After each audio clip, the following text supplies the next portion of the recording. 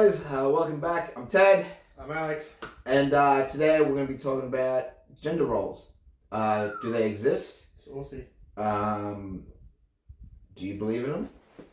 Have they, if they do exist, have they changed generation to generation? Do they apply differently depending on your culture, where you are in the world? Do you have any thoughts? No, let's just get into it. Get into it? Yeah. I generally believe that there are gender roles that we do have. Now, gender and sex are two different things. Okay? Now, we generally, well, for me anyway, the way I see it personally, gender roles are your stereotypical male roles and your stereotypical female roles. Now, the male roles has almost always been the hunter, protector, Man mows the lawn, man takes out the trash, type all like that that. sort of stuff. Yeah. But that's how it used to be. That's what it used to be like Has back to in the day. Times are different, obviously. Yeah. And you got the female roles has been mainly the Do the cleaning, gatherer, cooking, cleaning, taking care the of the nurturer. child. Yeah, the nurturer. Yeah, Brings that feminine. that's a better way to put it. The Feminine side. nurturer instead of Yeah. doing the cooking and cleaning. They nurture. Exactly. Now, They do look after, these they shelter. do these apply to everybody? Of course not. We all have different lives and experiences. Doesn't make sense. Yeah. But there are certain traits that we all kind of follow. Now, And that's just generational thing. Like, I always say, like in other videos, it's hard to break a cycle or a habit that's been enforced for so long. So it's just, and that's what the world's trying to get at now, which is fine. Like they're trying to get more equality and stuff like that. So kudos for that. There's nothing wrong with that. I understand. exactly. But when something's been a certain way for 2,000 years or whatever it's been, it's not going to change overnight. So. And there has been a big wave to like gender neutral toys, clothes, and stuff like that. Stereotypically, like generally, majority of the population, females, even though they do wear pants and shorts and whatnot, they are the dominant purchasers of dresses, right? Yeah. This is just a very generalized topic, right? Yeah. Whereas males generally buy a lot more Shirts, singlets, more stubby stuff shorts, Dunlop volleys. They buy stuff that's aimed at the men. That's why there's usually a male section and female section at any store. Yeah. Does that mean like they're the only ones allowed to buy it? Of course not. But they're different cuts and styles of clothes too, like male and female. I mean, if you're like me, I could probably wear female clothes because I've got the female features. But obviously the crutches are cut differently in the male shorts to the female shorts. Females got the high waisted shorts, that sort of stuff. There's nothing like that in the male section, Yeah. So it's also different. That's why there's indifferent because we're built differently. So and a part of it is just general preference. And of course, that preference will go back to what you said, a generation thing. Like you build off your parents and you see what. Yeah, they just done the same thing. They've been off their parents and their parents off their parents and things like that forever. And things do change. Fashion does change, and people do take on what's new, and then you pass that on. But here's another question for you, really. If gender stuff doesn't really matter, why does a trans person, when they change over, generally wear the clothes of that particular sex? Well, why do I have to answer that question? No, but just in general.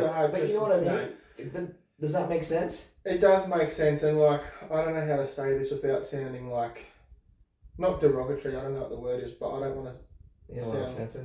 No, it's not. People are going to be offended, dude. Honestly, people are going to be offended by this channel. People are going to love this channel. Everything offends everyone these days. It's so hard to not offend someone. Yeah.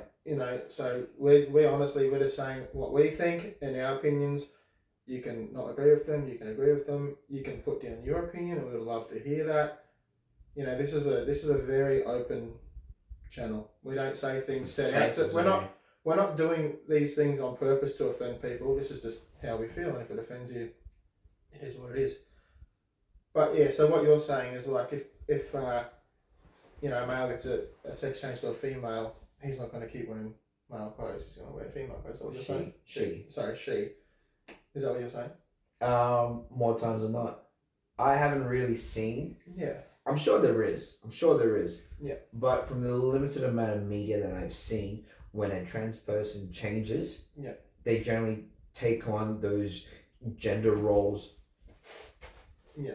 Well, I actually don't know anybody personally. Well, actually, I do know someone, but I've never met them. I think about one of the most famous ones, right?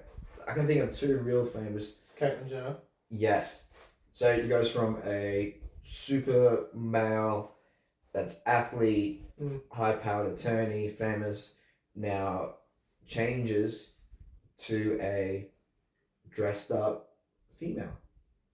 Now, can you be transgender but not take on those gender roles? Of course you can.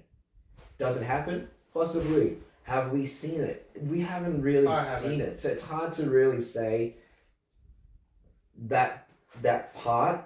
Like it's a I feel like it's an argument that we get from the LGBT side where they're trying to like cater to a very specific group, which more power to them. I'm all about empowering anyone that's disenfranchised. Yeah, right. Because it's hard. I get that, but the argument itself, yeah, I don't necessarily understand. If you have a perspective, I'd love to hear it. I don't necessarily agree with it all, but that's fine. That's me. But I'm not going to discriminate. No, of course not. Someone for it. You know, like I said in an episode, I am a Christian, but I've got lots of friends that are heathens. Muslim. I've got friends that are heathens. I've got friends that are gay. I've got friends that are the polar opposite to my that are the polar opposites to my beliefs. Yeah. But so they're rational. Well, they're happy, and I like to see people happy. You know, I might not necessarily agree with it, but there's nothing wrong with them as a person. They're still great people. Yeah. You know, and just because I necessarily don't agree with it doesn't mean I'm going to discriminate and just turn my back on them. You know, I like people for people. Yeah. Not necessarily what their beliefs are or what, I know heaps of people. I know a couple of Mormons that I've met that are just the nicest, friendliest people I've ever met, and it's like very different to what I believe in. So I've gotten, like, if that's not saying that I don't discriminate, then I don't know what is. Like I'm just, you're a white male. By definition, you discriminate. I like seeing people happy. If they got to do what they got to do to make them happy, and might not line up with my views, that offends me. Let's do it. Well, that's fine. This channel's going to defend people, so. I just want people to be happy. I know it sounds cliche, like I just want to see the world happy, but I just, because I like being around people, that people fuel me. I'm very extroverted. If I'm around people that are just in a slump and crap, obviously I'm going to be in a slump and crap. Yeah. So the more happy people are, the better it is for me. It fuels me up and keeps me going. It sounds selfish. It does sound a little selfish, I guess, when you mention it, but I don't care. Well, call me selfish. I want to see people happy. Oh, I'm selfish. No, I get you. You know what I mean? No, I'm 100% the same. I try not to get selfish. I try to focus on me. I try not to let negativity get in. But again, I actually do it purely on selfish reasons. I feel like the more negativity you take in from the world, the less you'll be able to focus on yourself. Right? There's only so much that you can feel. Like your time, your effort, your thoughts. Yeah. So the more you focus on the negativity that's out there, the more times than not you can't actually do anything about, the less you'll be able to achieve your own goals and stuff. So even though we might have the same end goal in how we behave, I think our reasons might be a little bit different. But in saying that, I don't like to put too much negativity out anyway. No, well then what's the point? Yeah. Like. But it's hard for some people to understand the difference. What way of life? Yeah, it is. But what way of life's better to live when you're happy or sad? I think I have a very neutral stance on most things because I might have an opinion on something, but I'm open to hear other perspectives. But I feel some people have gone through experiences that they've been traumatized or Yeah. they get triggered. So Yeah. they feel like anything that's not directly in support is against them. Exactly. And I get that. I completely get that. Because That's you fine. can't really do too much about that. Yeah, you can't really Yeah. knock people for responding to trauma. Like, Of course not. trauma's huge. So And it's so common. yeah. It's so common. So I get it. Yeah. Like I used to, there's like, you see a lot of videos about like Karens online and stuff. Need to see the manager. Yeah. I used to back in the day, I used to think that was hilarious and whatnot. But then, like, after a while, the more you work with like mental health and stuff, the more you understand that a lot of people can't control how they Everyone's feel. fighting a battle. Everyone's fighting a silent battle somewhere. So that's. So you're watching someone that's having, that's been triggered, that's having a reaction that. And you think they're just carrying on like an idiot, but in all honesty, they're having a moment. That, afterwards traumas come back. They have been triggered by something, but it's a legitimate trigger. It's not just them carrying on like an idiot because someone put tomato on their burger or something. Like there's obviously some do, but I know some do, but I mean you can tell when there's something traumatic happening. Someone just goes, "Oh, you put this on my burger and it shouldn't have been on there." Like that's fair enough, but where's your manager? Someone might like this might seem far-fetched to someone, but they could have had a sibling or someone that was like allergic to some sort of food, and they asked specifically not to be there, and it was on there, and that person died. So they're just like ping, snap. It's just a massive trigger. So I get it. I understand. It's hard, man. But man, I feel like we've diverged a little bit. My first train of thought when I was thinking about gender roles is our day-to-day activities. It's a lot more obvious because I have a female partner, you have a female partner as well. Yeah. And as much as my partner, she likes to do her own thing and all that stuff, we do kind of resort back to male and female roles a lot of the times. Yeah. And I feel like that's very, very common these days. Yeah. Now, of course, it'd be slightly different if you are in a male-male relationship or female-female relationship. But I would imagine to some extent there would still be those gender roles. Yeah, there would be some sort of leeway. Yeah. Yeah. I think that too. I get that. And like, there's a lot of what was I going to say? I don't know if it'll come back. It'll come back to me. I'll find a better way to word it without sounding offensive or derogatory. But you see like a lot of same-sex marriages, but there's a significant person in there that is definitely more masculine male or more female. If it's two women, there's one that's gonna. What I've seen, there's always one that you're like, okay, that lady is taking on the more masculine role in the relationship, and then same with some guys. So I've seen a few guys together, and you think that guy's, he's got a bit of makeup on or whatever. He's taking on the more feminine side of things. So, and I think, like, to be fair, I feel like there's a big difference in feminine or masculine, their portrayal per country. Like, it's slightly different. I feel like the even like somewhere like Europe isn't that large, but depending on which country you're talking about, if it's like the French version of masculine or like the Russian version of masculine, two extreme very differences. different. Like when they're only around the corner. So I do generally think our perception of what's masculine and what's feminine is cultural in that sense. And then if it is cultural, I actually have never thought about it that way. So that's a very good point. Like that is very true. Even for being feminine, even though it's like it's birth, a lot of females can have kids, can give birth. So there's certain traits that we associate with all females and all males that just don't apply to all females and all males. So I'm very conscious of that as well.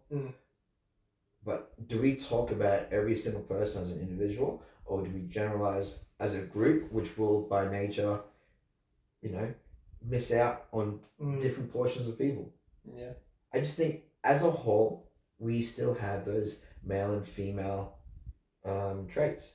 Yeah, it's definitely like that in my house. So not like, you do the cooking. Because I actually do almost all the cooking. But that's because I really enjoy cooking. And I'm a freaking good cook. So look at me. Obviously, I'm a good cook. My food's mint. You're a good eater. Well, I'm good at that too. Yeah. But I'm a good eater because I'm a good cook. But like I do the lawns, you know. Gem's. Well, I've set up a system upstairs now. We just throw the rubbish over the balcony with a little string into the bin. But you know, I used to Runs take in it the down. neighbours' I take the rubbish out usually. You know, that sort of stuff. Gem will do it as well sometimes. But there is, you know, Gem does a lot more stuff with Mackenzie. You know, like giving her the baths or whatever, or you know, getting her to bed. So, but that's not necessarily like a gender role. Like, Yeah. Like I'm good at getting Mackenzie to sleep, but she also gets way more psyched up when she's with me opposed to when she's with Jim. Like, when it comes to bedtime, and I think that's just because I'm a bit of a softie with her because she's my little darling. Yeah. So I'm just like, all right, we'll play for a bit longer or whatever. She's like, ping, buzzing, but yeah, like we're not distinct. You know, I'm doing this and she's doing that. Like we do mix and match it a bit, but there is like, it's not a stern male and female, but it stands out. But I feel like that's the majority of relationships, right? But it's like you can't phrase it that way. I feel like everyone has like, yes, there is hardcore, and then no, there isn't. Yeah, well, that's the thing. I've got friends that are like hardcore like that, but then I've got friends where, you know, he's a lot better with the child, and you know, and that like they're together, and you know, he'll do. And I think it's just because he's got such a really good bond with his kid as well. Yeah. So, yeah. I get it. Cool. It's an interesting topic. It is. I think... I didn't really have a massive lot to say about it because I haven't really thought about it too much. I think it's a topic that you really need to hear from the extremes, because I feel like the people that have those extreme... I would like to hear from people in the situation too, like people in same-sex marriages or people that are in heterosexual marriages but like do the opposites to what their gender is. You know, like not opposites to what the gender is, but you know, the male might be home earlier than the wife, so that's why he does the cooking. And that was also why I started doing the cooking, because my wife doesn't get home till 6:37 most nights. You know, I'd be home at like 5, sometimes later, whatever. So I'm like, I'll get dinner ready. That way, it's, you know, she can get home, have a shower, we can have a feed, sweet as. But you know, some people, you know, just might enjoy doing that side of things more than the others. I'd be curious about someone who's gender fluid, about their perspective, because if you're constantly going between male and female, does your identity change a lot? Do you play a different role? You know what I mean? So I feel like they would probably have the most interesting take. Yeah. What it is, or would they be consistent? Yeah. Regardless of how they're feeling on that day. Yeah, well, we do want to do segments with, like, bring other people in to talk. So it'd be nice to get some people on, like, that have been really involved in these topics we've been talking about. Yeah. Someone that has an actual genuine, like, real life experience in the topics would be cool to have. I think it's easy, like, for us to speak from the outside and just having a general... yeah, but we're just talking about what we see and what we understand, but we don't actually experience or fully understand it. So it would be nice to actually have someone that has gone through a lot of the stuff we've spoken about to come and weigh in on it. That would be great. If you do have a lifestyle that's not out of the norm, out of the norm, I say norm in not considered, like this. Not considered the general male female doing the general male female roles. Say if it is male or female, but say the female works full time and the male stays home, looks after the kid, or if it's like a same sex relationship, something like that. Put your comments in there. Yeah, we'd like to hear what your perspectives are of the male and female gender roles. Because it helps us understand better too. Yeah. You know, and we could always run a topic back after hearing what other people have said, you know, to elaborate and talk a bit better and clearer about it too. Yeah. So. And I'm actually kind of curious if someone that has the normal gender roles, what your perception is of gender roles as 2021 continues and we're getting more and more information of gender and sex in general. What your perception is? Has it changed from when you were a kid to now? Because I think mine has slightly. I'm a little bit more open now because I know more now. In that regards. But I'm curious about other people. If Mm. has your thoughts on it changed at all? To be honest, I haven't really thought about it. That's fair. Like I've got a lot going on in my mind all the time anyway, so Yeah. I don't necessarily. I don't not think about things that don't affect me. Yeah. But I've got lots going on in my life that does affect me, so most of my time's taken up Yeah, fair enough. with that sort of stuff. Fair enough. So I'm very open to hear what other people say. Like Yep. I enjoy people's experiences because I've been through a lot of experiences for someone with my age. So I'm like real big on experiences. I like hearing what other people have been through, not like comparing whatever, but just comparing or not comparing, like sharing stories with each other and like Yeah. comparing, but not in a comparing way.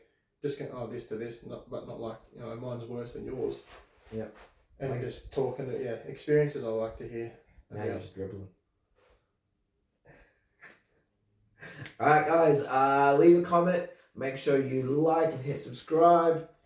Another riddle. Sure. Teddy didn't get the boat one, FYI. Mhm. So I got it, I just thought. you throw away the outside Yeah. and cook the inside. Then you eat the outside and throw away the inside. What am I? Say that again? You throw away the outside Yeah. and cook the inside. Then you eat the outside and throw away the inside. What am I? Then you eat the inside and then throw it out. I like riddles. Teddy's got a good mind, so I like testing it out. I'm stuck on fruits for some reason. Corn on the cob. Oh, no. Bye guys. Thanks for watching. Don't forget to like and subscribe. Turn your noties on. It would be great. And leave lots of feedback on our channels because we appreciate it. Ciao.